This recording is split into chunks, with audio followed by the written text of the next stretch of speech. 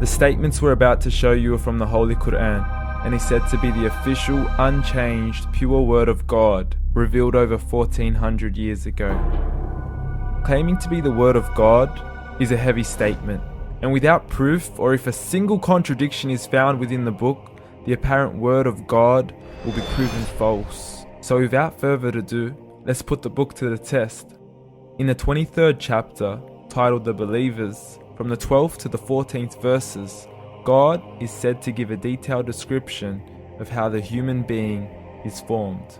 It begins by saying, "We then placed him as a sperm drop in a place of settlement, firmly fixed. Then we made the drop into a alaqah." We will translate this word very soon. "And then we changed the alaqah into a lump. Then we made out of that lump into bones. And then we clothed the bones with flesh. Then we caused him to grow and come into being and attain the definitive human form." In the 21st century, we can now safely say that this verse is clearly describing the process of human development in correct chronological order. However, what we should be paying attention to in particular is the second stage, referring to the development of the embryo. The specific word used to describe the embryo in this verse is the word alaqah. The word alaqah, when translated into English, can mean three separate things. Firstly, a blood clot, or to be suspended, that is to be hanging or clinging to something, or thirdly and finally, a leech. Now, all three definitions don't come anywhere near what we perceive to be the human embryo. So, why are these words used, and what significance do they share with the human embryo? Can the embryo be described as a blood clot? Well, what do you think?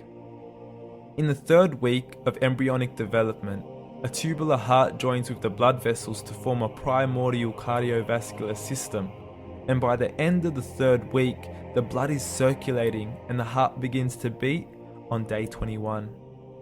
The first thing that comes to mind in regards to being suspended or hanging is the umbilical cord. But we can't use that example because we are simply referring to step 2, before the baby has even formed. But we now know today that the umbilical cord is formed from the connecting stalk. And the connecting stalk is formed as soon as the embryo is formed. The embryo's connecting stalk has even been described by John Allen and Beverly Kramer as an object to suspend the developing embryo in the extra embryonic column. So an embryo is suspended and does have a strong resemblance with the blood clot. What on earth would an embryo have to do with a leech? Figure A shows the structure of an embryo at 25 days. Figure B shows a leech.